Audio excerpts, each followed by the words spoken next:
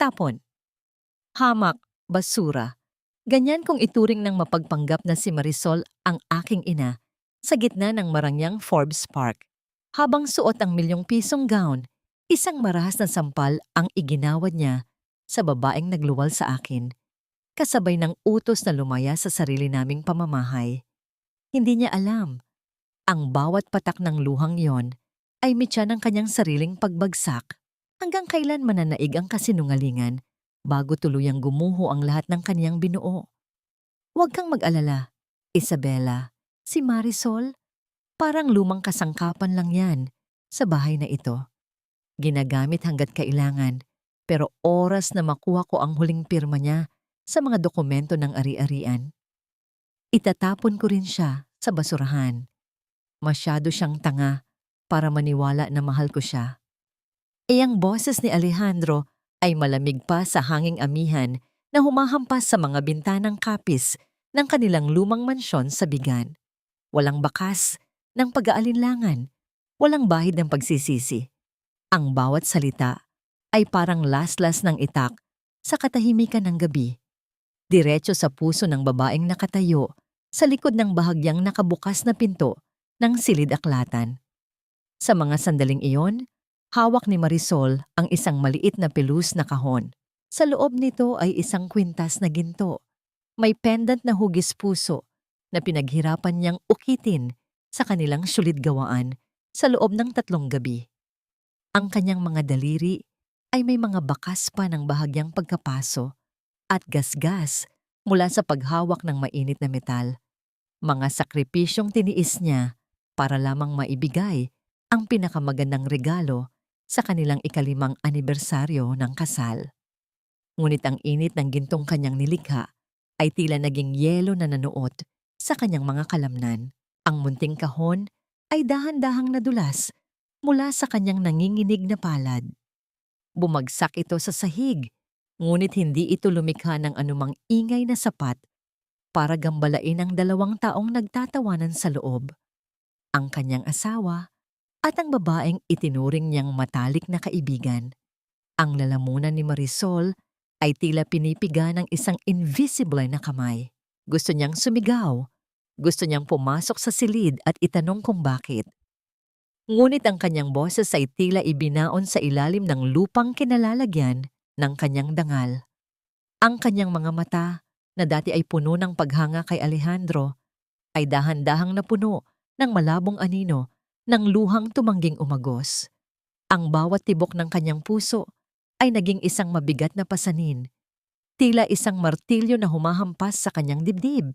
Dinudurog ang bawat pangarap na binuo niya sa loob ng 5 taon. Ang hangin sa pasilyo ay tila naging kapos. Ang amoy ng mga lumang kahoy at mitya ng kandila na dati ay nagbibigay sa kanya ng kapayapaan ay naging amoy ng kamatayan. Ramdam niya ang panginginig ng kanyang mga tuhod, ang unti-unting pagkawala ng pakiramdam sa kanyang mga kamay na kanina lang ay masayang naglililok ng pag-ibig.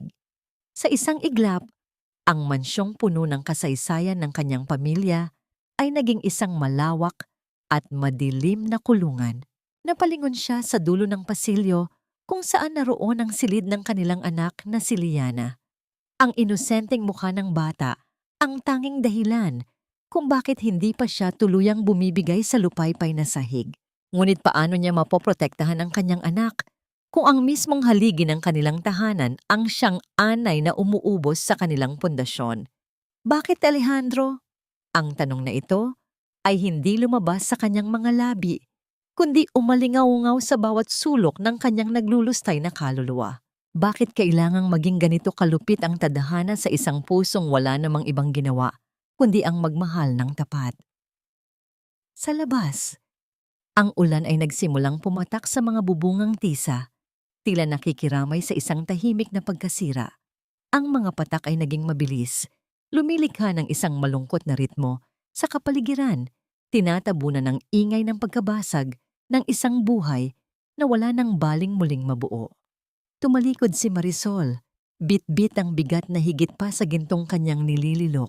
Bawat hakbang palayo sa pintong yon ay isang hakbang patungo sa isang bangin na hindi niya alam kung saan hahantong.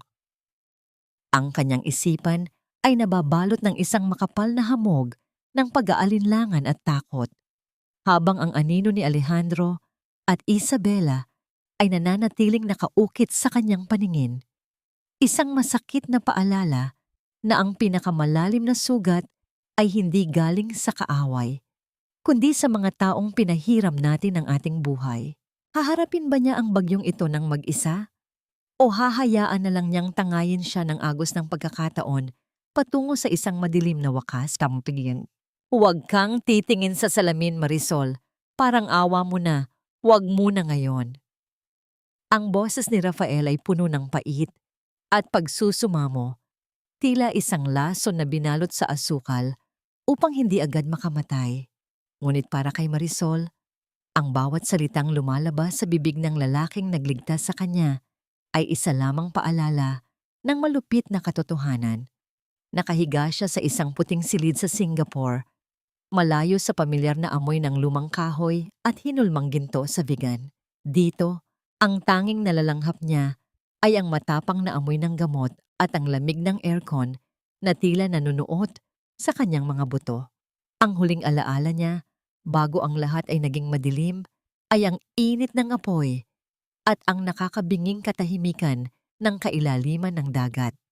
Ngayon, ang kanyang buong mukha at katawan ay nababalot ng makapal na puting benda. Ramdam niya ang bawat pintig ng kanyang balat. Isang mahapdi at kumikirot na sensasyon na tila may libu-libong karayom na tumutusok sa kanya sa bawat segundong lumilipas. Ang bawat paghinga niya ay isang sakripisyo, isang laban na hindi niya alam kung bakit pa niya kailangang ipanalo. Sa kabilang banda ng silid, dahan-dahang lumapit si Rafael. Ang kanyang mga hakbang ay maingat, tila natatakot na baka sa isang maling galaw ay tuluyan ng gumuho ang natitirang piraso ng pagkatao ni Marisol. Hinawakan niya ang kamay ng babae, ang kamay na dati ay bihasa sa paglilok ng mga mamahaling hiyas, ngunit ngayon ay nanginginig at puno ng peklat. Bakit mo ako iniligtas, Rafael? Ang tanong ni Marisol ay halos isang bulong na lamang, galing sa isang lalamunang tila puno ng buhangin at abo. Sana hinayaan mo na lang akong mamatay kasama ni Liana. Sana hindi ko na kailangang maramdaman ang ganitong klaseng sakit. Huminga ng malalim si Rafael, ang kanyang mga mata ay nagniningning sa pigil na luha. Hindi kita iniligtas para lang hayaan kang sumuko, Marisol. Iniligtas kita dahil may katarungan pang dapat makamit at dahil hindi ko kayang makita kang mawala na lang na parang bula. Sa mga sandaling iyon, ang isipan ni Marisol ay bumalik sa larawan ng nagniningas na sasakyan sa gilid ng bangin. Ang huling sulyap niya sa kanyang anak, ang boses ni Alejandro na tumatawa habang yakap si Isabela. Ang mga itong naging gasolina sa isang bagong uri ng apoy sa loob ng kanyang dibdib. Hindi na ito ang apoy ng pag-ibig o pagsinta, kundi ang apoy ng isang matinding pagnanais na bumangon at bawiin ang lahat ng ninakaw sa kanya. Ang mukha mo, Marisol, kailangan nating ayusin. Muling pagsasalita ni Rafael habang binubuksan ang isang tablet upang ipakita ang mga plano ng mga doktor. Dito sa Singapore, bibigyan ka nila ng bagong pagkakakilanlan. Hindi ka na si Marisol na mahina at madaling lokohin. Mula sa araw na ito, sisilang ang isang bagong ikaw. Dahan-dahang itinaas ni Marisol ang kanyang nanginginig na kamay patungo sa kanyang mukha. Dinadama ang magaspang na texture ng benda. Sa ilalim ng mga telang iyon, wala na ang babaeng dating hinahalikan ni Alejandro sa bawat umaga. Wala na ang kislap ng saya sa kanyang mga mata. Ang tanging natira ay isang blankong canvas na handang pintahan ng puot at determinasyon. Mamatay na si Marisol sa vegan, sabi niya sa kanyang sarili. Ang kanyang boses ay unti-unting nagiging matatag at malamig. Mula sa mga abong ito, isang celeste ang lilitaw. Isang celeste na kasing ningning ng ginto, pero kasing talim ng mga bubog na iniwan nila sa aking puso. Ngunit sa likod ng lahat ng tapang na ito, Isang tanong ang nananatiling nakatusok sa kanyang kaluluwa na parang isang tinik na hindi mabunot-bunot. Paano niya makakayang mabuhay sa isang mundong alam niyang wala na ang kanyang anak? Paano niya haharapin ang bawat umaga kung ang bawat tibok ng kanyang bagong puso ay laging naghahanap sa isang batang hindi na niya muling mayayakap? Ang katahimikan ng silid ay nabasag ng dahan-dahang iabot ni Rafael ang isang pirasong papel na galing sa Pilipinas. Isa itong clipping mula sa isang pahayagan. Doon, nakalarawan si Alejandro at Isabela, nakangiti at masaya sa isang social event, habang ang caption ay bumabati sa kanila bilang bagong hari at reyna ng industriya ng ginto sa Ilocos. Ang mga daliri ni Marisol ay bumaon sa papel. Nilalamukos ang mukha ng mga taong nagtapon sa kanya sa kamatayan. Ang bawat luhang pumatak mula sa kanyang mga mata ay mabilis na nanuot sa puting benda. Nag-iiwan ng isang basang bakas ng pait na hinding-hindi na mabubura ng kahit anong operasyon. Basan ni, "Naku, Madam Celeste, napakapalad po namin na ang isang tanyag na investor na katulad ninyo ang nagka-interes sa aming munting sulid gawaan. Alam niyo po, itong pamilya namin ang may pinakamahabang tradisyon ng paggawa ng ginto rito sa Vigan. Sayang nga lang, at ang dating asawa ng anak ko ay walang kwenta. Puro drama lang ang alam, hindi marunong magpalago ng yaman." Ang boses ni Doña Victorina ay tila isang malat na plaka, puno ng kaplastikan at tamis na nakakasulasok. Habang nagsasalita ang matanda, hindi nito mapigilan ang mapahawak sa kanyang dibdib. Tila ba ipinagmamalaki ang kanyang suot na mamahaling hiyas, habang ang kanyang mga mata ay nagniningning sa sakim sa harap ng babaeng tinatawag nilang Celeste. Si Celeste ay nakatayo sa gitna ng pamilyar na silid. Ang kanyang mga kamay na nakasuot ng itim na guwantes ay dahan-dahang humaplos sa isang lumang lamesang kahoy. Ito ang lamesa ng kanyang ama. Dito siya tinuruan kung paano kilalanin ang tunay na ginto sa huwad.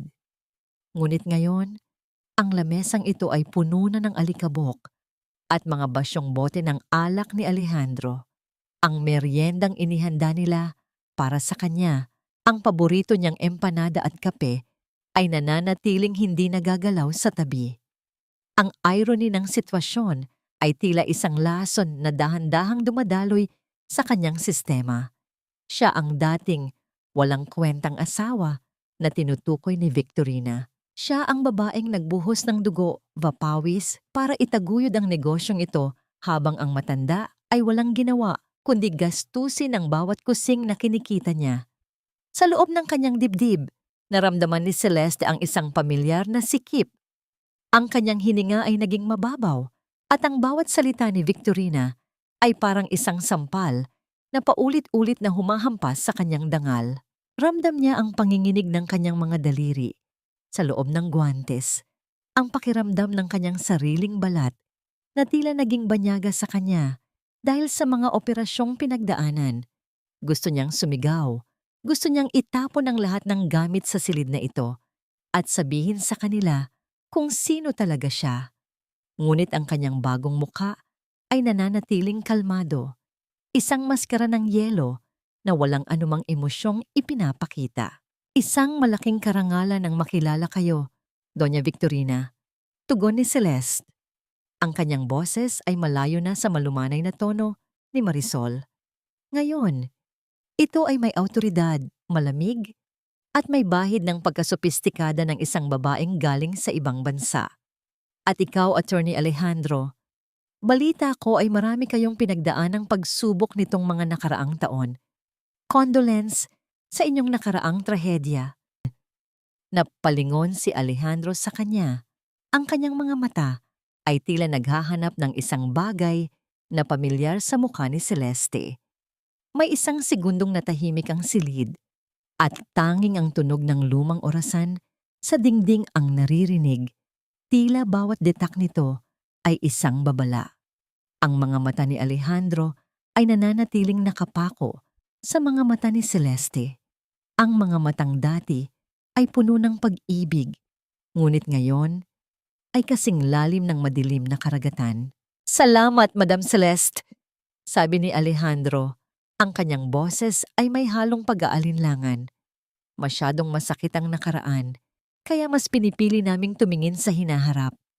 At ang hinaharap na yon ay ang pakikipagtulungan sa inyong korporasyon.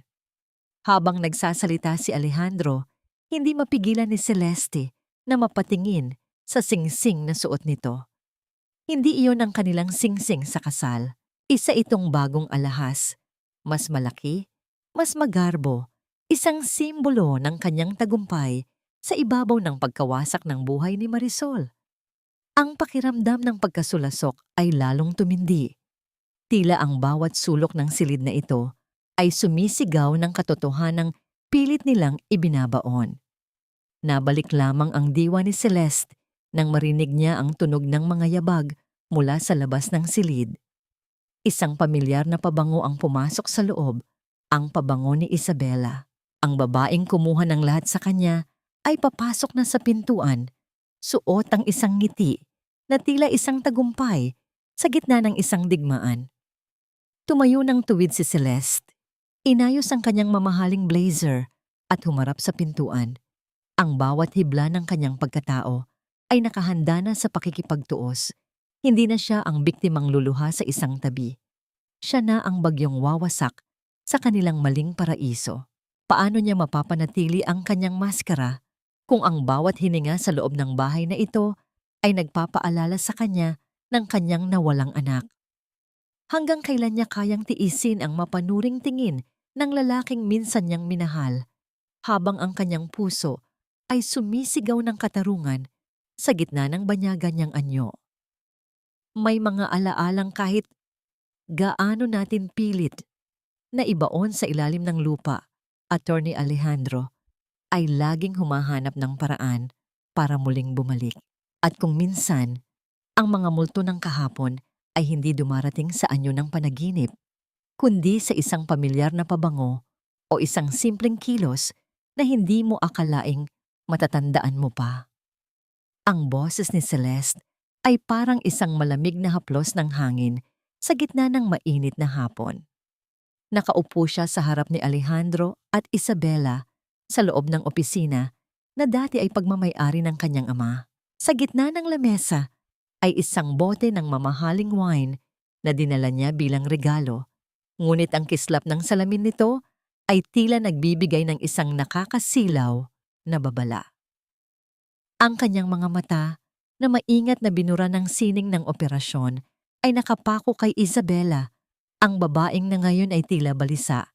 Paulit-ulit na inaayos ang kanyang buhok at hindi mapakali sa kanyang upuan. Sa mga sandaling iyon, ang pakiramdam ng tagumpay ay nagsimulang dumaloy sa mga ugat ni Celeste. Ramdam niya ang pabilis na tibok ng kanyang sariling puso. Hindi dahil sa takot, kundi dahil sa adrenaline ng paglalaro sa isipan ng kanyang mga kaaway. Ang bawat salitang binitiwan niya ay may kalakip na lason na balot sa ginto. Gusto niyang makita ang pagkawasak ng kanilang tiwala sa isa't isa, ang unti-unting paggapang ng paranoia sa kanilang mga kaluluwa. Ang bango mo, Madam Celeste. Wika ni Isabela, ang kanyang boses ay may halong panginginig na pilit niyang itinatago sa likod ng isang pilit na ngiti. Parang pamilyar ang amoy na yan.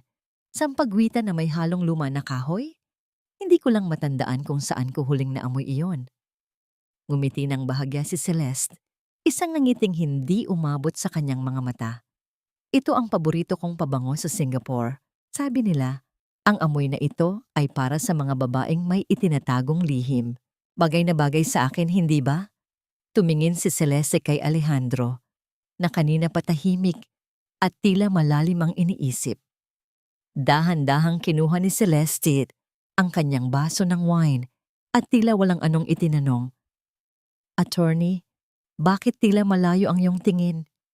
May naalala ka ba sa amoy na ito? O baka naman, may naalala ka sa paraan ng paghawak ko ng baso? Sadyang itinaas ni Celeste ang kanyang maliit na daliri Habang umiinom, isang natatanging ugali ni Marisol na madalas biruin ni Alejandro noon. Nakita niya ang panlalaki ng mga mata ng lalaki. Ang basong hawak ni Alejandro ay bahagyang nayanig, sapat na para lumikha ng isang maliit na alon sa loob ng pulang likido. Ang katahimikan sa silid ay naging mabigat, tila isang kumot na dahan-dahang sumasakal sa kanila. Ang tunog ng orasan sa dingding ay tila naging isang malakas na tambol sa pandinig ni Celeste. Bawat segundo ay isang patak ng pawis sa noo ni Alejandro. "Pasensya na, Madam Celeste." Pautal na sabi ni Alejandro habang mabilis na inilalapag ang kanyang baso. "Medyo pagod lang siguro ako sa dami ng trabaho sa sulit gawaan. Marami kasing kailangang ayusin bago ang inyong nakatakdang investment." "Naiintindihan ko," sagot ni Celeste. Ang kanyang boses ay puno ng mapait na pangunawa. "Mahirap ngang magpanggap na maayos ang lahat kung ang pundasyon ng iyong ginagawa ay gawa lamang sa buhangin. Alam nyo, sa negosyo ang pinakaimportanteng bagay ay ang tiwala. Kapag nawala ang tiwala, parang ginto iyan na nahulog sa putik. Kahit anong linis mo, may bakas pa rin ng dumi." Tumayo si Celeste at dahan-dahang lumapit sa bintana. Nakatingin sa malawak na bakuran kung saan dati silang naglalaro ni Liana. Ang sakit ay muling kumurot sa kanyang dibdib, isang matalim na paalala ng kanyang nawalang anak. Ang bawat dahon ng puno ng nara sa labas ay tila sumasabay sa kanyang pighati. Ngunit sa halip na luha, ang lumabas sa kanyang mga mata ay ang apoy ng determinasyon. "Aalis na ako," wika ni Celeste habang humaharap muli sa dalawa.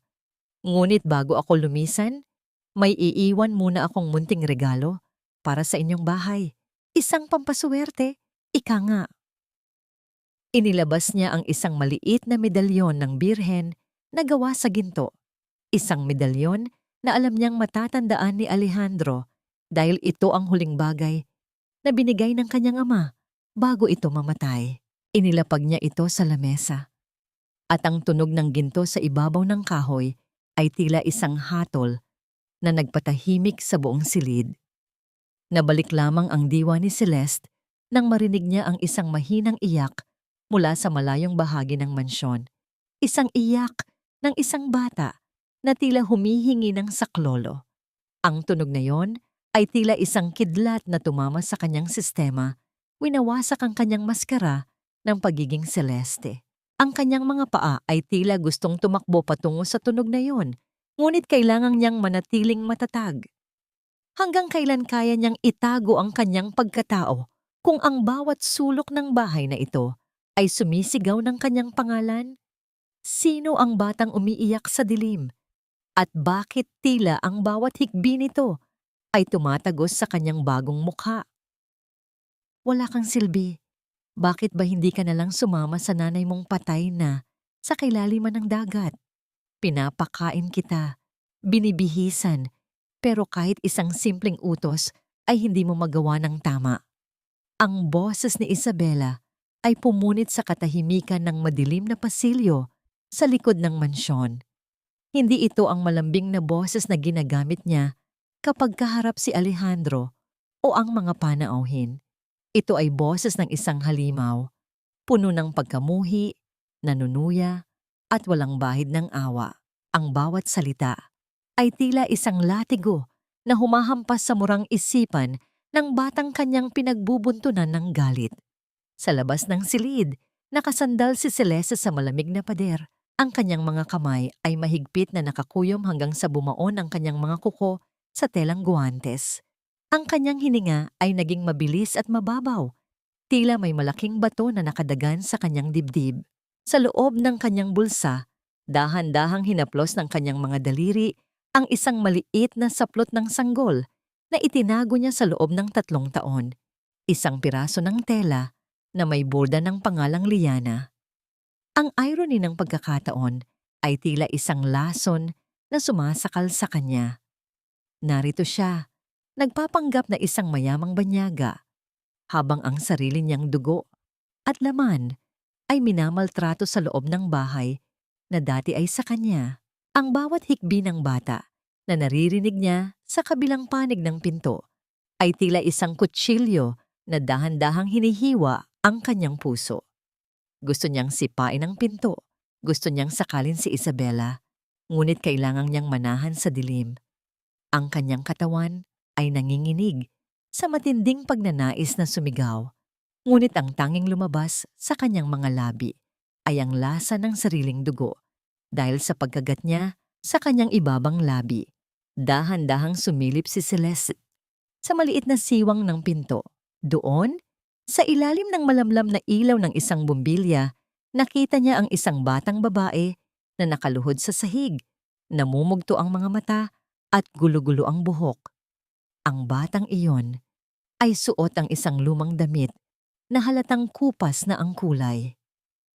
Mama Isabela, patawad po. Hindi ko po sinasadyang mabasag ang florera. Ang pautal-utal na pagsusumamo ng bata. Ang pagtawag nito ng mama kay Isabela ay tila isang kulog na yumanig sa buong mundo ni Celeste. Ang pait ay nanuot sa kanyang lalamunan at ang pakiramdam ng pagtataksil ay muling nag-alab. Paano nagawang turuan ng babaeng ito ang kanyang anak na tawagin siyang ina? Huwag mo akong tawaging mama. Wala akong anak na kasing tanga mo. Muling sigaw ni Isabela habang dinuduro ang bata. Magpasalamat ka at itinago kita rito. Kung hindi dahil sa akin, baka naging pagkain ka na ng mga isda kasama ang nanay mong ambisyosa. Sa mga sandaling iyon, ang lahat ng kulay sa paningin ni Celeste ay naglaho. Naging pula ang lahat dahil sa galit. Ang kanyang pandinig ay napuno ng tunog ng sarili niyang mabilis na pintig ng puso. Tila isang tambol na naghahanda para sa digmaan. Ramdam niya ang lamig na gumagapang mula sa kanyang mga paa hanggang sa kanyang ulo. Isang uri ng lamig na tanging ang isang inang nawalan ng lahat ang makakaramdam. Ang kanyang mga mata ay nanatiling nakapako sa maliit na mukha ni Liana. Hinahanap ang bawat anggulo na katulad ng sa kanya. Nabalik lamang ang diwa ni Celeste nang marinig niya ang tunog ng papalapit na mga yabag ni Isabela patungo sa pinto. Ang kalansing ng mga susi ay tila isang babala na kailangan na niyang umalis. Sa isang mabilis at tahimik na galaw, muling naging anino si Celeste sa madilim na sulok ng pasilyo. Ang kanyang puso ay patuloy na sumisigaw ng pangalan ng kanyang anak sa bawat hakbang palayo. Bago siya tuluyang makalabas sa pasilyo, narinig niya ang mahinang himig ng isang kanta mula sa loob ng silid. Isang kanta tungkol sa mga bituin at sa pangako ng isang bukas na puno ng liwanag. Ang oyayi na kinakanta niya kay Liana tuwing gabi bago ang trahedya. Ang bata ay kumakanta sa gitna ng kanyang mga luha. Tila ito ang tanging sandata niya laban sa kalupitan ng mundo. Paano magagawang tiisin ni Celeste ang makitang nagdurusa ang kanyang anak sa kamay ng kanyang kaaway? Hanggang kailan mananatiling lihim ang kanyang pagkatao kung ang bawat hikbi ni Liana ay tila isang tawag na hindi niya mapigilang sagutin? Sino ang magliligtas sa bata sa gitna ng bahay na puno ng mga lobo? At may pag-asa pa bang muling mabuo ang dugong pinaghiwalay ng puot at kasinungalingan? Naku, Madam Celeste, ang gintong ito. Ito ang tunay na kalidad. Hindi tulad ng mga basurang dinadala ni Isabela sa bahay na ito kamakailan. Alam niyo po, simula nang pumasok ang babaeng iyan sa buhay ng anak ko, tila kumupas ang kinang ng aming pamilya.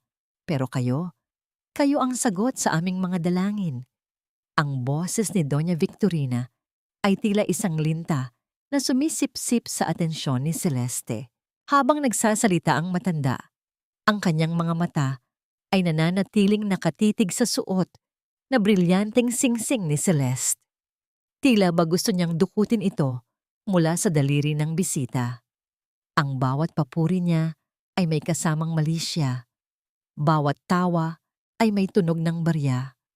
Ang matandang ito, na dati ay tinatawag si Marisol, na anak ng hamak na panday, ay ngayon ay halos humalik sa paanan ng babaeng hindi niya kinikilala. Si Celeste ay nakaupo ng tuwid, ang kanyang likod ay hindi sumasandal sa upuan, tila isang reyna na nagmamasid sa kanyang nasasakupan. Sa gitna ng lamesa ay inilapag niya ang isang maliit na baul na puno ng mga sampol ng ginto mula sa Singapore. Ang kislap ng mga hiyas ay tila sumasalamin sa sakim na mukha ni Victorina. Ramdam ni Celeste ang pamilyar na pagkasulasok, ang pakiramdam ng kanyang sikmura na tila binabaligtad sa tindi ng kaplastikan ng matanda. Ngunit sa likod ng kanyang maskara, may isang malamig na katuwaan ang nagsisimulang mamuo. Huwag kayong masyadong mabulag sa kinang Doña Victorina. Wika ni Celeste, ang kanyang boses ay malumanay, ngunit may talim ng isang labaha. Ang ginto ay madaling makuha, pero ang katapatan, iyan ang mahirap hanapin. Balita ko, ang inyong manugang na si Isabela ay nagdadalang tao. Isang malaking biyaya iyan para sa inyong apo, hindi ba? Biglang tumigas ang mukha ni Victorina at ang kanyang nangiti ay tila napako sa kanyang mga labi.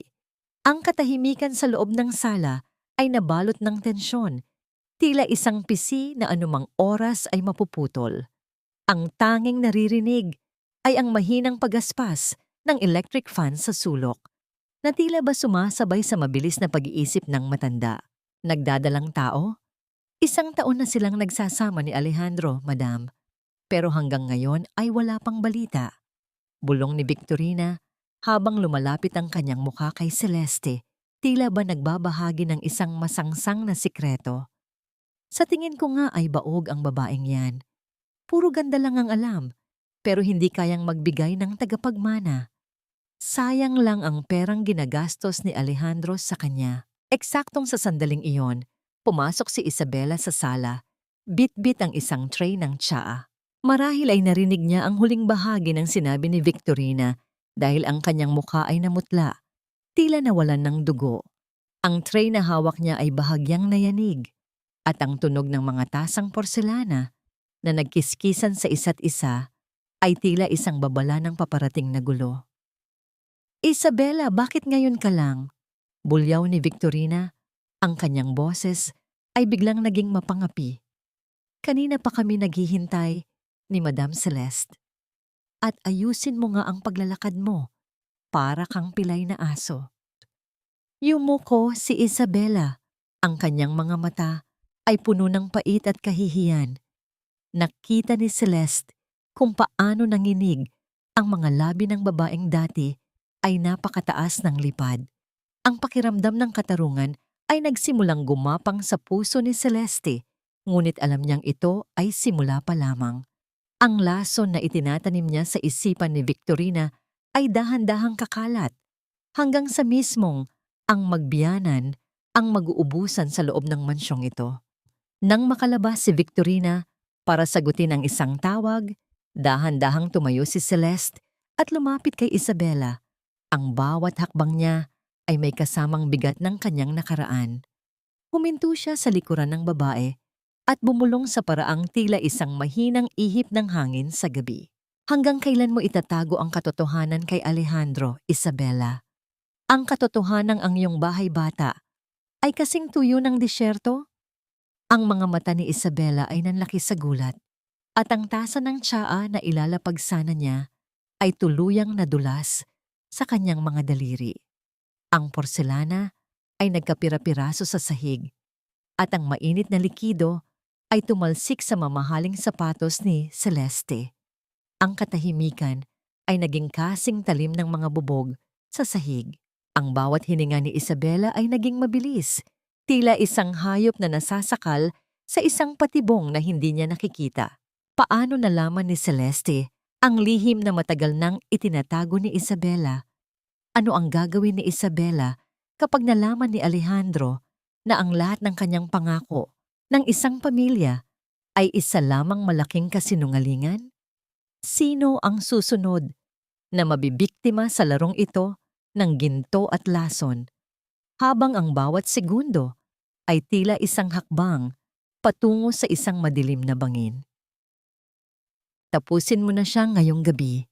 Hindi na mahalaga kung sino ang makakita, basta siguraduhin mong hindi na siya makakahinga pa Sa susunod na pagsikat ng araw, masyado na siyang maraming alam at hindi ko hahayaang masira ang lahat ng pinaghirapan ko dahil lang sa isang banyagang pakialamera. Ang utos ni Alejandro ay tila isang malamig na hatol ng kamatayan na nagmula sa kadiliman ng isang eskinita sa vegan. Habang binibigkas niya ang mga salitang ito, ang kanyang mga mata ay walang bakas ng pag-aalinlangan. Tila ba ang pagkitil ng buhay ay isa lamang simpleng transaksyon sa negosyo. Sa kabilang dako ng bayan, sa pampang kung saan humahalik ang mga alon sa mabuhanging dalampasigan, ay naglalakad sina Celeste at Rafael sa ilalim ng liwanag ng buwan. Ang simoy ng dagat ay nagdadala ng alat at lamig, ngunit sa piling ni Rafael, naramdaman ni Celeste ang isang uri ng init na matagal nang nawala sa kanyang buhay.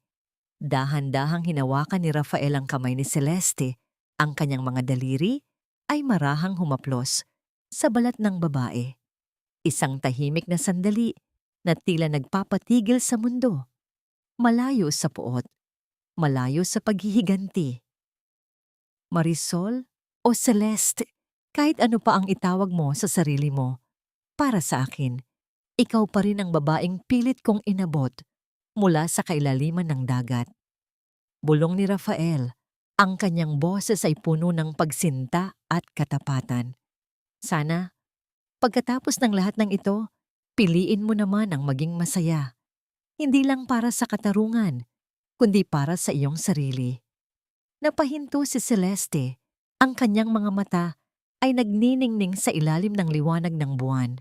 Ang pakiramdam ng pagpapahalaga ni Rafael ay tila isang gamot na dahan-dahang nagpapahilom sa kanyang mga sugat. Isang golden moment sa gitna ng isang madilim na kabanata. Isang sandaling ang pag-ibig ay mas matimbang kaysa sa galit. Ngunit sa likod ng kapayapaang ito, may isang anino na dahan-dahang gumagalaw sa gitna ng mga puno ng niyog. Nabalik lamang ang diwa ni Celeste nang marinig niya ang tunog ng isang mabilis na paggalaw mula sa madilim na bahagi ng dalampasigan. Isang nakakabinging putok ang biglang bumasag sa katahimikan ng gabi, tila isang kidlat na tumama sa gitna ng payapang langit. Hindi ito ang tunog ng kalikasan, kundi ang tunog ng karahasan na muling humahabol sa kanya. Sa isang iglap, naramdaman ni Celeste ang isang malakas na tulak mula kay Rafael. Ang kanyang katawan ay bumagsak sa buhanginan, habang si Rafael ay nanatiling nakatayo sa harap niya. Tila isang pader na nagpoprotekta sa kanyang kaluluwa. Isang mahapdi at basang tunog ang kasunod. Ang tunog ng isang tingga na pumasok sa laman. Rafael! Ang sigaw ni Celeste ay pumunit sa gabi. Ang kanyang boses ay puno ng pait at kawalan ng pag-asa. Dahan-dahang bumagsak si Rafael sa kanyang mga tuhod. Ang kanyang kamay ay nakahawak sa kanyang dibdib, kung saan ang pulang mantsa ay mabilis na kumakalat sa kanyang puting barong. Ang dugo ay tila isang mapait na pintura na gumuguhit ng katapusan sa buhanginan. Nanginginig na lumapit si Celeste at sinalo ang katawan ni Rafael. Ang bawat hininga ni Rafael ay naging mahirap. Tila bawat paghabol niya sa hangin ay isang pakikipagbuno sa kamatayan. Ang kanyang mga mata, na dati ay puno ng buhay, ay dahan-dahang nanlalabo, ngunit nananatiling nakatitig sa mukha ni Celeste. Huwag mong hayaang lamunin ka ng dilim, Marisol, pautal na sabi ni Rafael. Ang kanyang boses ay halos isang hangin na lamang. Mahal kita, higit pa sa buhay ko. Sa mga sandaling yon, ang mundo ni Celeste ay tumigil. Ang kanyang puso ay tila nadurog sa libu-libong piraso. Bawat isa ay tumutusok sa kanyang sariling pagkatao. Ang sakit ng pagkawala ni Rafael ay mas matindi pa sa sakit ng pagtataksil ni Alejandro. Ramdam niya ang init ng luha na dumadaloy sa kanyang pisngi, nahahalo sa dugo ng lalaking nag-alay ng lahat para sa kanya. Ang katahimikan ng dalampasigan ay muling bumalik. Ngunit ngayon, ito ay katahimikan ng isang libingan. Tumayo si Celeste. Ang kanyang mga kamay ay puno ng dugo ni Rafael at tumingin sa direksyon kung saan nanggaling ang putok. Wala nang takot sa kanyang mga mata. Tanging ang isang nakakabulag na apoy ng determinasyon. Ang sakripisyo ni Rafael ay naging huling mitya. Hindi na lang ito tungkol sa pera o ari-arian. Ito ay tungkol sa bawat patak ng dugong nawala sa mga taong mahal niya. Paano magagawang magpatuloy ni Celeste kung ang kaisa-isang taong naniwala sa kanya ay wala na? Hanggang saan ang hangganan ng kanyang paghihiganti ngayong ang buhay ni Rafael ay kinuha ng mga kamay na dati niyang hinahawakan sa pag-ibig? Sino ang susunod na babagsak sa gitna ng madugong digmaang ito habang ang bawat tibok ng puso ni Celeste ay sumisigaw ng pangalan ng isang lalaking hindi na muling magigising? Huwag mong isipin na dahil wala na si Rafael ay tapos na ang lahat, Alejandro. Sa katunayan, nagsisimula pa lang ang tunay na bangungot mo. Akala mo ba ay balalang ang kaya kong ibalik sa'yo? Mas masakit ang mawalan ng kapangyarihan kaysa sa mawalan ng hininga. At ngayong araw, kukunin ko ang lahat ng ipinagmamalaki mo.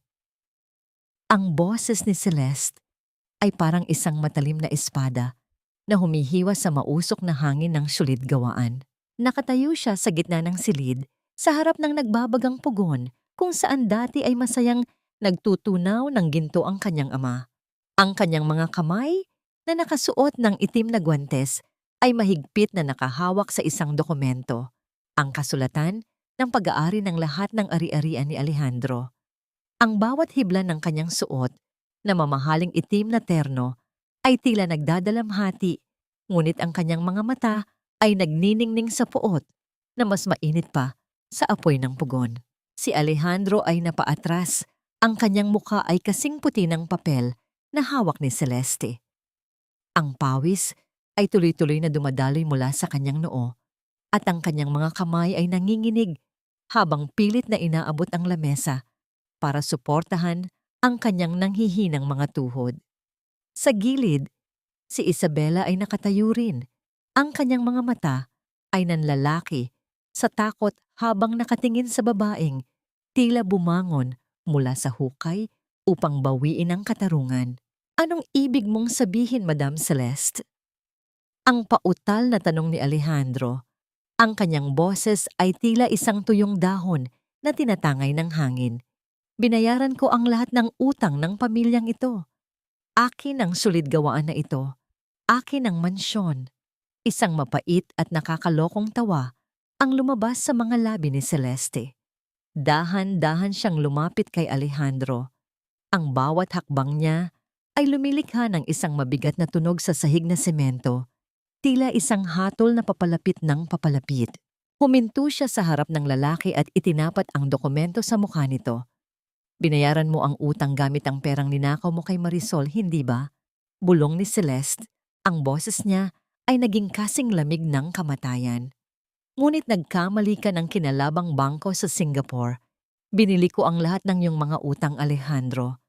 At dahil sa hindi mo pagbabayad sa tamang oras nitong nakaraang buwan, ang lahat ng hawak mong titulo ay sa akin na. Ngayon din, kailangang lisanin ninyo ang mansyong ito.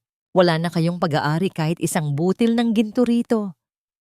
Hindi maaari, sigaw ni Isabela habang sumusugod palapit. Ang kanyang mukha ay puno ng desperation. Hindi mo kami pwedeng palayasin. May karapatan kami rito. Tumingin si Celeste kay Isabela, isang tingin na puno ng pagkasuklam. Dahan-dahan niyang inalis ang isa niyang guwantes at ipinakita ang isang maliit na marka sa kanyang palad. Isang paso na hugis bituin. Ang natatanging marka na nakuha ni Marisol noong bata pa siya habang tinutulungan ng kanyang ama sa paggawa ng isang espesyal na singsing. Ang mga mata ni Alejandro ay nanlaki nang makita ang markang iyon. Ang katahimikan sa loob ng sulidgawan ay naging kasing bigat ng tingga. Ang ginto ay may memorya, Alejandro. Wika ni Celeste, ang kanyang boses ay puno ng pait. Tulad ng markang ito, ang katotohanan ay laging humahanap ng paraan para lumabas. Alam ko ang ginawa ninyo sa anak ko. Alam ko kung nasaan si Liana. Ang pangalan ni Liana ay tila isang kidlat na tumama sa gitna ng silid. Ang mukha ni Alejandro ay napuno ng matinding kilabot. Tila nakakita siya ng isang multo na naglalakad sa gitna ng araw. Ang kanyang hininga ay naging mabilis at ang kanyang mga labi ay nanginginig sa tangka niyang magsalita. Ngunit walang tunog na lumalabas. Ramdam ni Celeste ang isang uri ng katuwaan, isang madilim at mapait na saya sa nakikitang paghaharap ng kanyang asawa sa sarili nitong kasalanan. Nabalik lamang ang diwa ni Celeste nang makita niyang dahan-dahang lumuluha si Isabela. Ngunit hindi ito luha ng pagsisisi, kundi luha ng isang hayop na nasasakal sa patibong. Ang pakiramdam ng paghihiganti ay dahan-dahang napapalitan ng isang mas malalim na pangangailangan. Ang pangangailangang makuha ang kanyang anak bago pa tuluyang masira ang bata sa kamay ng mga taong ito. Ibigay ninyo sa akin si Liana at baka hindi ko kayo tuluyang ibaon sa ilalim ng lupa. Pagbabanta ni Celeste, ang kanyang boses ay nanginginig sa pagpipigil ng emosyon. Ngunit kung sasaktan ninyo siya, sisiguraduhin kong ang bawat segundo ng buhay ninyo sa loob ng bilangguan ay magiging isang buhay na impyerno. Lumabas si Celeste ng sulidgawan. Hindi na lumingon pa sa dalawang taong tila mga basang sisiw sa gitna ng kanilang sariling pagkawasak. Sa labas, ang hangin ng bigan ay umiihip ng malakas. Tila naglilinis ng dumi ng nakaraan. Ang kanyang puso ay patuloy na tumitibok para sa dalawang bagay, para sa hustisya ni Rafael at para sa kaligtasan ni Liana. Paano magagawang ibigay ni na Alejandro at Isabela ang batang kanilang itinago sa loob ng mahabang panahon? Ano ang gagawin ni Celeste kapag nalaman niyang may mas malalim pang plano si Isabela para kay Liana? Sino ang mananalo sa huling labanang ito? Ngayong ang katotohanan ay hindi na lamang isang bulong, kundi isang sigaw na gumigising sa buong bayan. Bako, Madam Celeste, ang batang ito ay hindi lamang naghihintay ng pagkain o matutuluyan. Ang totoo, naghihintay siya ng kanyang kaluluwa na tila ninakaw ng mga taong nagtago sa kanya rito. Tuwing gabi, nakatingin lang siya sa labas ng bintana. Tila may hinahanap na bituin na siya lang ang nakakakita. Ang boses ni Sister Elena ay puno ng habag habang dahan-dahan silang naglalakad sa mahaba at malamig na pasilyo ng kumbento.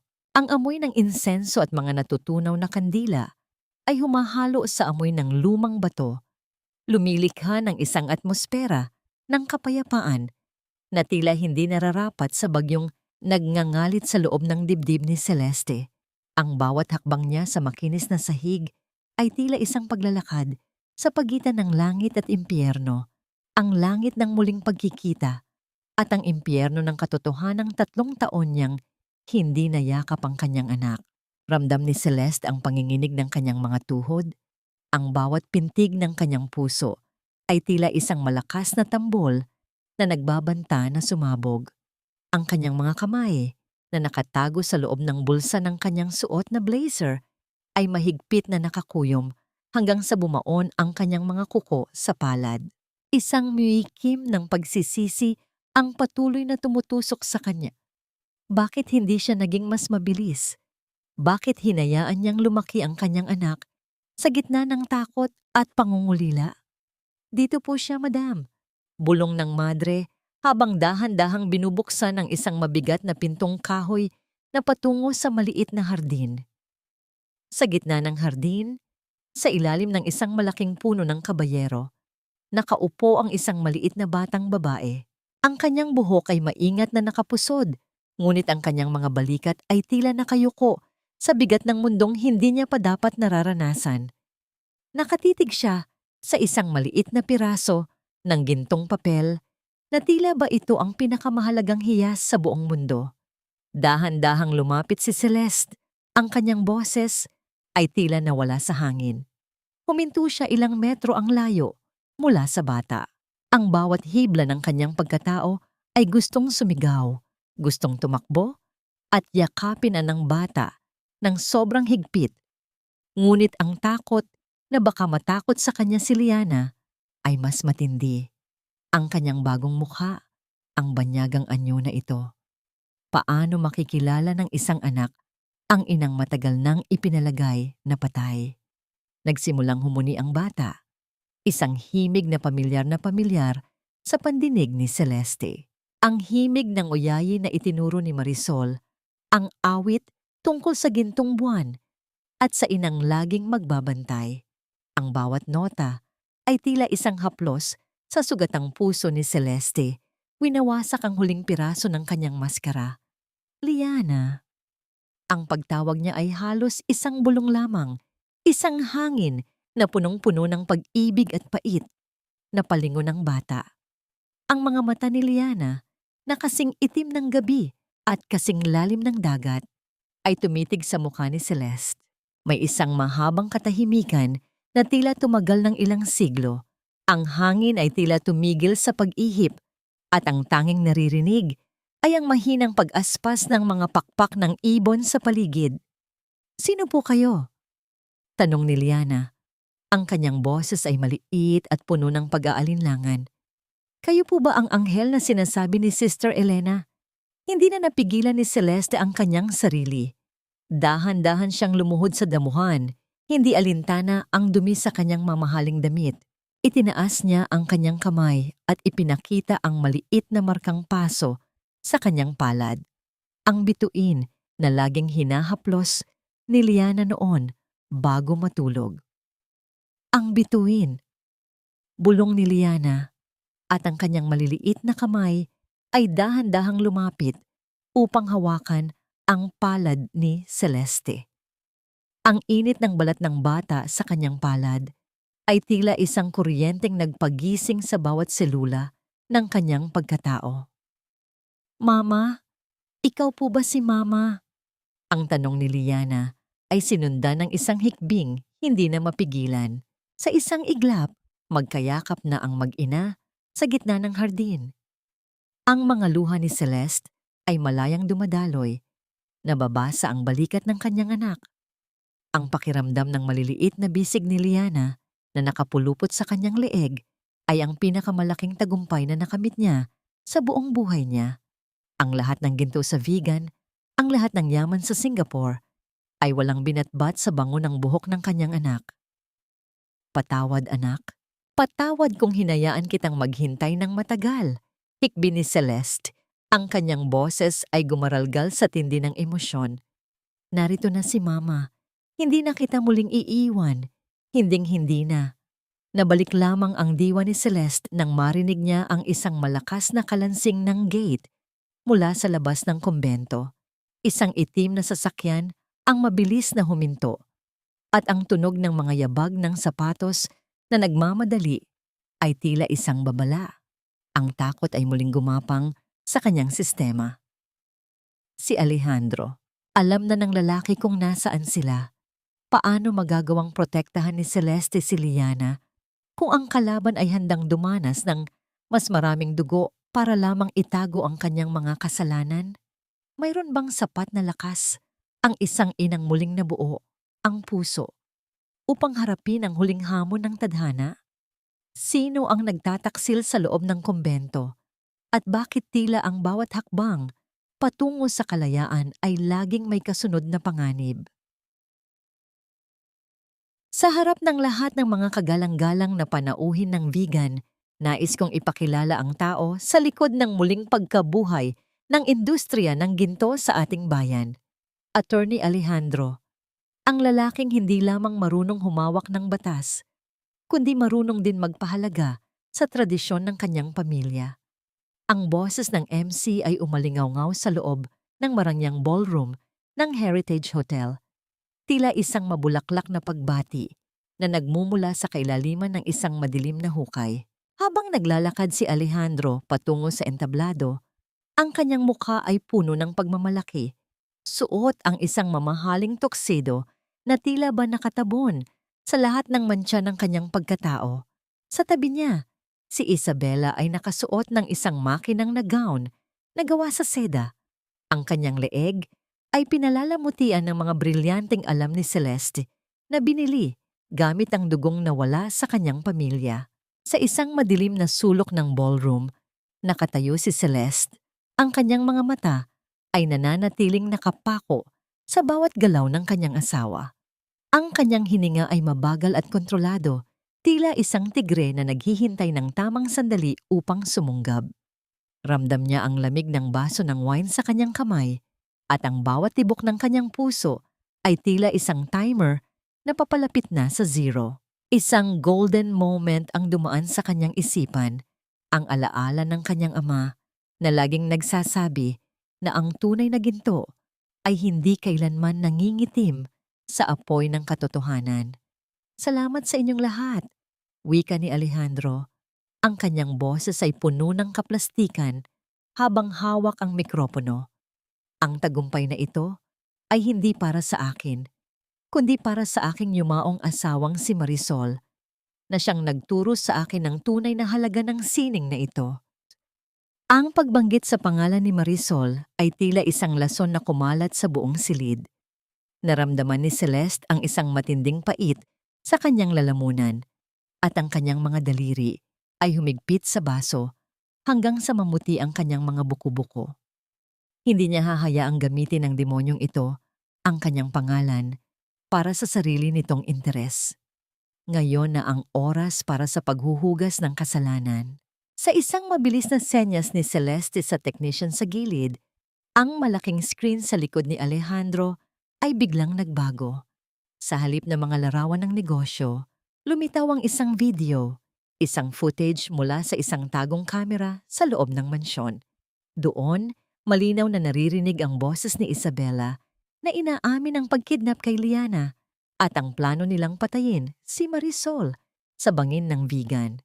Ang bulong-bulungan sa ballroom ay tila isang malakas na alon na biglang humampas sa dalampasigan.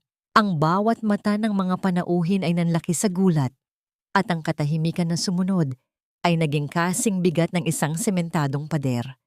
Nakita ni Celeste kung paano unti-unting nawala ang kulay sa mukha ni Alejandro. Ang kanyang mga labi ay nanginginig at ang mikroponong hawak niya ay dahan-dahang nadulas sa kanyang mga daliri. Lumikha ng isang mahina at tuyong tunog sa carpeted na sahig. Hindi totoo yan. Isang paninira lang yan, sigaw ni Isabela. Ang kanyang boses ay naging matinis at puno ng desperasyon. Madam Celeste, anong ibig niyo sabihin nito? Dahan-dahang lumakad si Celeste patungo sa gitna ng ballroom. Ang bawat hakbang niya ay puno ng awtoridad at katarungan. Ang mga tao ay kusang tumatabi para sa kanya. Tila ba siya ay isang reyna na naglalakad sa gitna ng digmaan. Huminto siya sa harap ng entablado at tumingin ng diretso sa mga mata ni Alejandro, ang mga matang puno na ngayon ng matinding kilabot. Ang katotohanan ay hindi kailanman nabaon sa dagat, Alejandro. Wika ni Celeste, ang kanyang boses ay malakas at malinaw. Umaabot sa bawat sulok ng ballroom. Hinanap ako ng katarungan at ngayon, ang lahat ng ninakaw ninyo, ang yaman, ang dangal, at ang aking anak ay ibabalik na sa tunay na may-ari.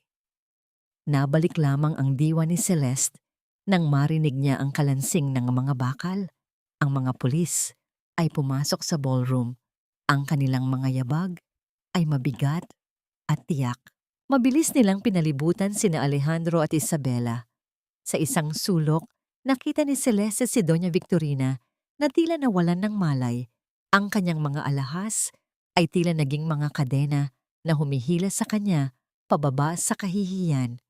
Habang pinapoposan si Alejandro, ang kanyang huling tingin kay Celeste ay puno ng galit at pagsisisi. Ngunit para kay Celeste, wala nang puwang ang emosyon para sa lalaking ito.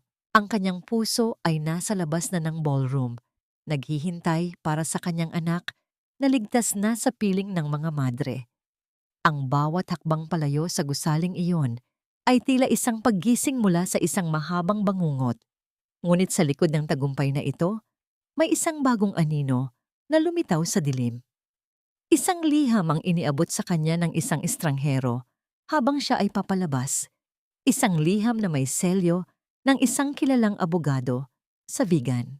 Ano ang nakasulat sa diwa ng huling testamento ni Rafael at bakit tila ang kanyang pakikipaglaban ay hindi pa tuluyang natatapos?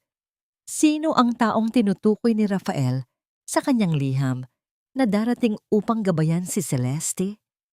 Mayroon bang lihim na naiwan ang kanyang ama na mas mahalaga pa sa gintong nakuha niya? Paano haharapin ni Celeste ang bukas ngayong ang anino ng nakaraan ay dahan-dahan ng naglalaho, ngunit ang bagong bukas ay puno pa rin ng misteryo? Ang ginto, Liana, ay kailangang dumaan sa pinakamainit na apoy para lumabas ang tunay nitong kintab. Parang tayo, dumaan tayo sa matinding hirap, pero tingnan mo ngayon, mas matatag na ang ating mga puso.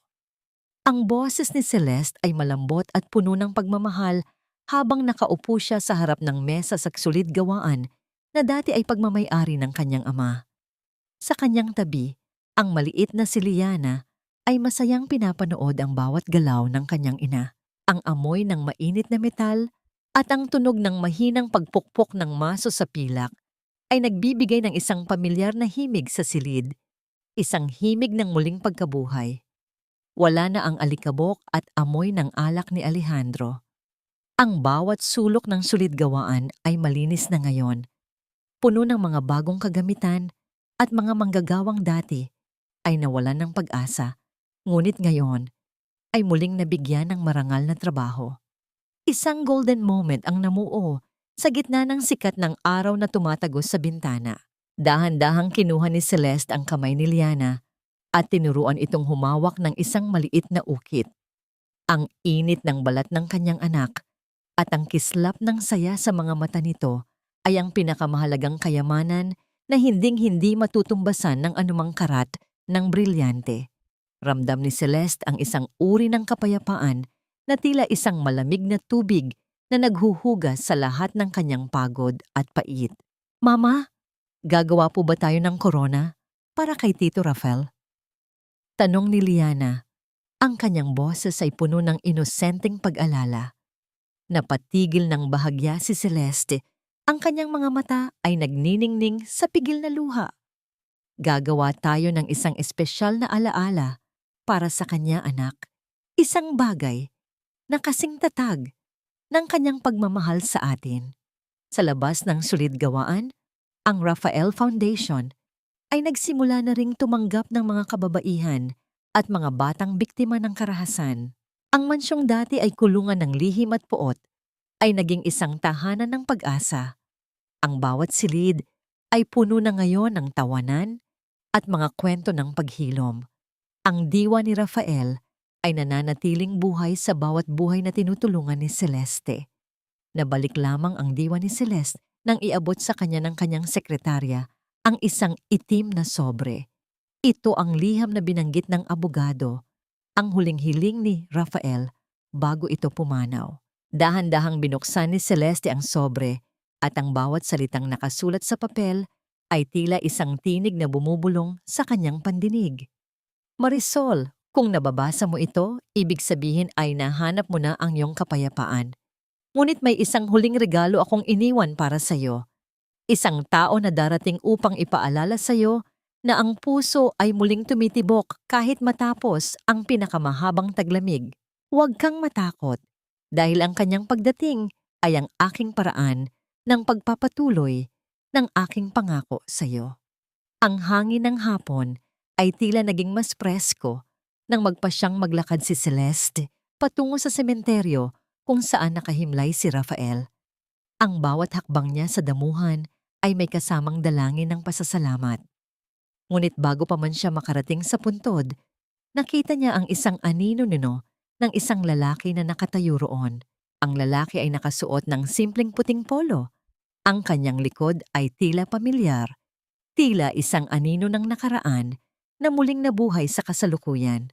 Dahan-dahang humarap ang lalaki. Ang kanyang mga mata ay kasing lalim ng dagat at ang kanyang mukha ay may bakas ng kaparehong ng ngiti na laging nagpapakalma kay Celeste noon. Ngunit may isang kakaibang liwanag sa kanyang paningin.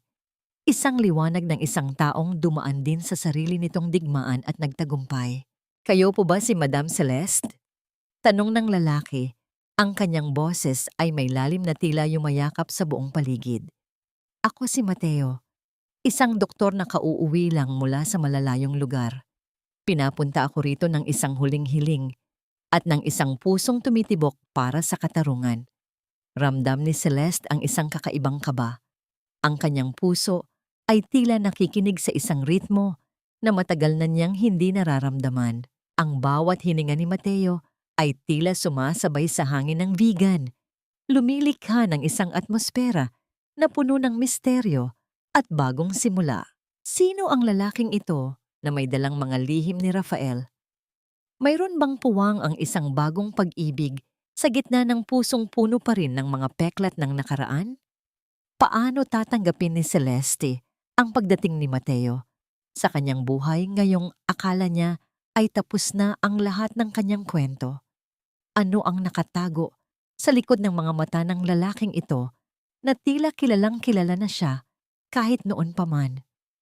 Mayroon bang himala na naghihintay sa kanila sa ilalim ng paglubog ng araw? At paano mababago ng isang hiram na puso ang kapalaran ng isang babaeng muling nahanap ang kanyang sarili? Hindi ko alam kung paano ito ipapaliwanag sa inyo, Madam Celeste. Ngunit bawat gabi, simula nang magising ako, mula sa operasyon 3 taon na ang nakalilipas, may isang pangarap na laging bumabalik sa akin. Isang hulid-gawaan sa bigan, isang babaeng may ginto sa kanyang mga daliri, at isang pangakong hinding-hindi siya pababayaan kahit anong mangyari.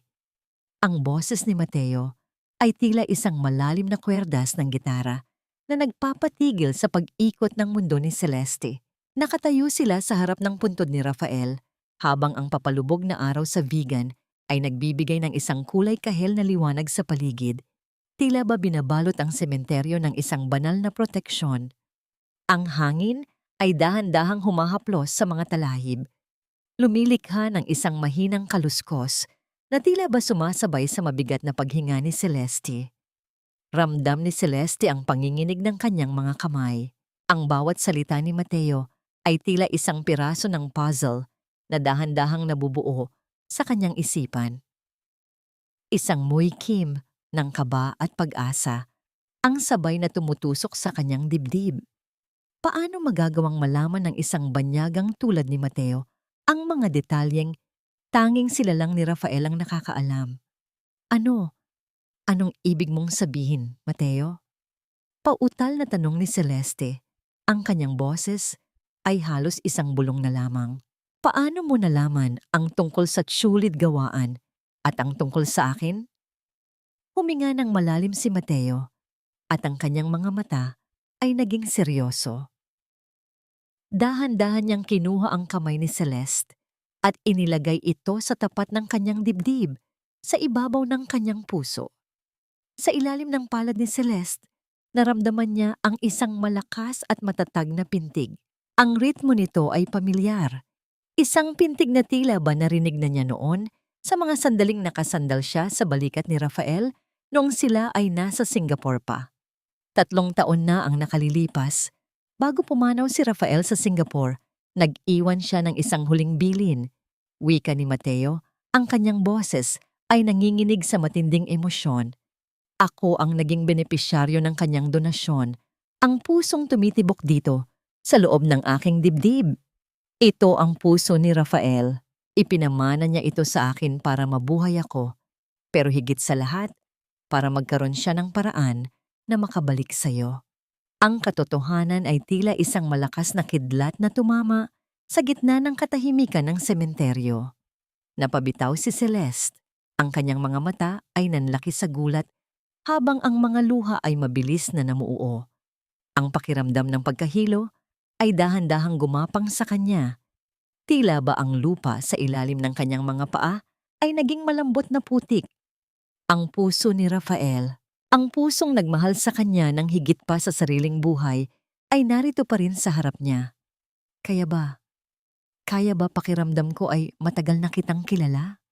Hikbi ni Celeste, ang kanyang boses ay gumaralgal. Kaya ba ang bawat tingin mo ay tila ba nagbibigay sa akin ng kapayapaan? Tumango si Mateo at isang butil ng luha ang pumatak mula sa kanyang mga mata. Hindi ako narito para palitan siya, Celeste. Narito ako dahil may utang na loob ako sa pusong ito. At dahil simula nang magising ako, tila ba ang tanging destinasyon ko ay ang mahanap ka at siguraduhing ligtas ka at ang iyong anak. Sa mga sandaling iyon, ang huling sinag ng araw ay tuluyan ng naglaho, pinalitan ng isang malambot na asul na liwanag ng dapit hapon. Ang katahimikan ay muling bumalik, ngunit ngayon, ito ay hindi na katahimikan ng pighati, kundi katahimikan ng isang himalang hindi kayang ipaliwanag ng agham. Dahan-dahang lumapit si Mateo at inakbayan si Celeste, isang hawak na puno ng respeto at pag-aalaga. Nabalik lamang ang diwa ni Celeste nang marinig niya ang tinig ni Liana mula sa malayo. Tinatawag siya para umuwi. Ang tunog ng boses ng kanyang anak ay tila isang angkla na humihila sa kanya pabalik sa realidad. Isang realidad na puno pa rin ng hamon, ngunit ngayon ay may kasama ng bagong liwanag. Mateo, bulong ni Celeste habang nakatingin sa puntod ni Rafael. Salamat. Salamat sa pagbabalik sa akin. Humarap si Celeste sa direksyon ng kanilang mansyon. Ang kanyang puso ay tila mas magaan kaysa dati. Ang bawat hakbang niya palayo sa sementeryo ay may kasamang bagong ritmo. Isang ritmo na hiram man ay nagbibigay ng bagong buhay sa kanyang sariling pagkatao. Ang sugat ng nakaraan ay nananatili, ngunit ang kislap ng hinaharap ay nagsisimula na ring magpakita sa gitna ng dilim. Ngunit sa likod ng muling pagkikitang ito, may isang tanong na nananatiling nakatusok sa isipan ni Celeste. Paano niya haharapin ang isang bagong pag-ibig na nagmumula sa isang hiram na puso? Mayroon bang sapat na puwang sa kanyang buhay para sa isang Mateo, habang ang bawat tibok nito ay laging magpapaalala sa kanya ng sakripisyo ni Rafael?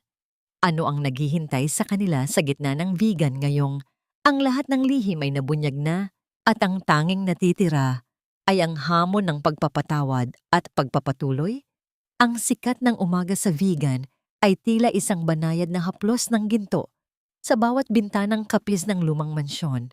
Sa loob ng sulit gawaan, ang hangin ay puno ng pamilyar na amoy ng mainit na metal at ng malambing na tunog ng mga kagamitang ginto na nagtatama sa isa't isa. Tila isang maayos na musika ng paglikha. Wala na ang puot. Wala na ang dilim na dati ay bumabalot sa bawat sulok ng silid na ito. Ang tanging natitira ay ang liwanag ng isang bagong simula. Nakaupo si Celeste sa kanyang paboritong silya, pinagmamasdan ng kanyang anak na si Liana na masayang tinutulungan ang mga bagong manggagawa sa pag-aayos ng mga hiyas.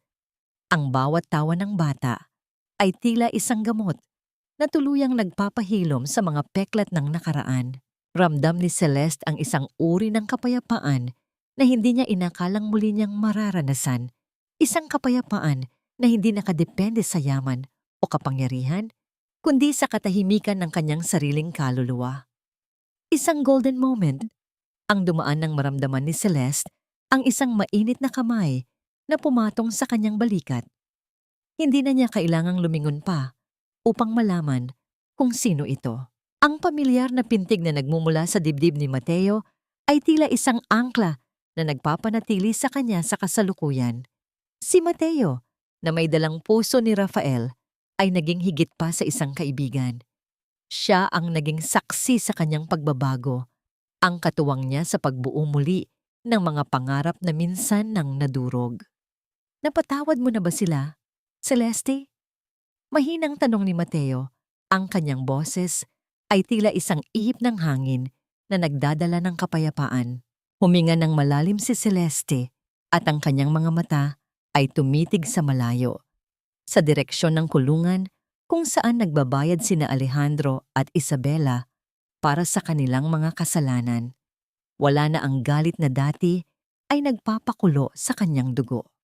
Ang tanging nararamdaman niya ngayon ay isang malalim na pag-unawa na ang paghihiganti ay isang mabigat na pasanin na ayaw na niyang bitbitin.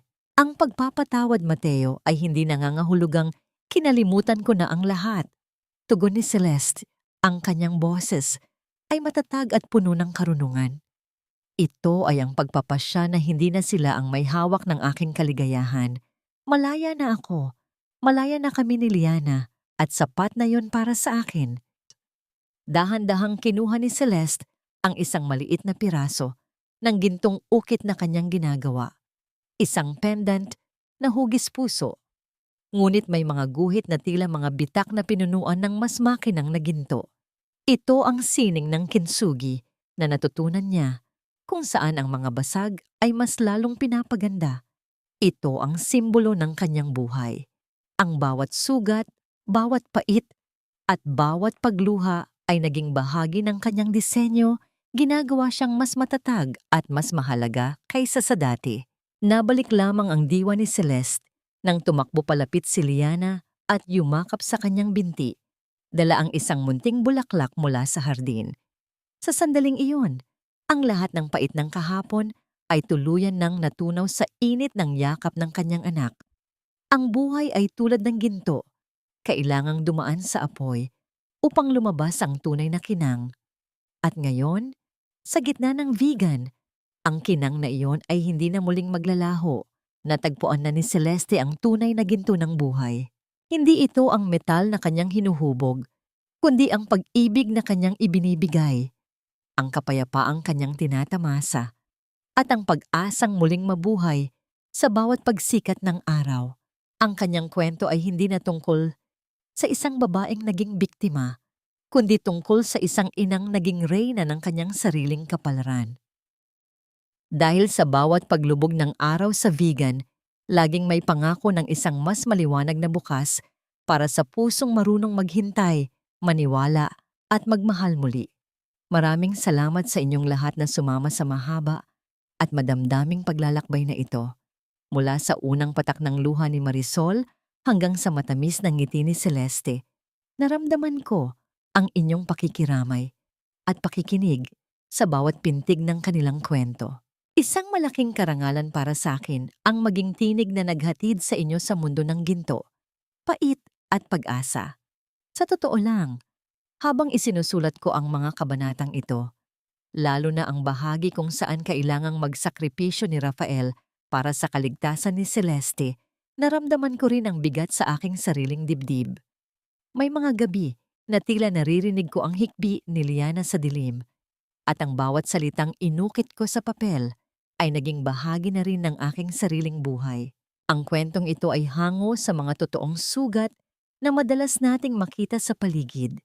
Mga sugat na sa dulo ay nagiging hiya sa tulong ng pananampalataya at tatag ng loob. Ang mensaheng nais kong iwanan sa inyo ay simple lamang. Ang pagpapatawad ay hindi tanda ng kahinaan, kundi ito ang pinakamataas na uri ng katapangan. Tulad ng isang maliit na kandila, sa gitna ng isang malakas na bagyo, ang ating pag-asa ay hindi kailanman mamamatay hanggat may isang taong naniniwala sa liwanag nito. Ang bawat pagsubok ay parang apoy na tumutunaw sa ating pagkatao, hindi para tayo ay sirain, kundi para tayo ay muling hubugin sa isang mas makinang na anyo.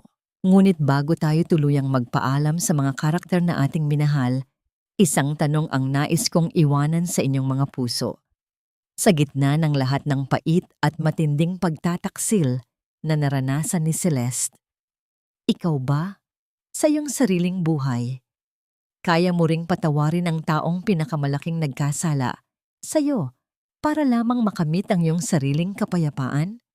O sapat na bang makita silang nagbabayad sa kanilang mga kasalanan? Nais kong marinig ang inyong mga saloobin. Kung ang kwentong ito ay nakapukaw sa inyong damdamin, sana ay ibahagi ninyo ang inyong nararamdaman sa ating comment section sa ibaba. Huwag niyo ring kalimutang i-like at i-share ang video na ito sa inyong mga kaibigan at mahal sa buhay para mas marami pa tayong mapukaw na puso. Muli, maraming salamat sa inyong walang sawang pagsuporta. Hanggang sa muli nating pagkikita sa susunod na kabanata ng buhay kung saan ang bawat sugat ay muling nagiging ginto.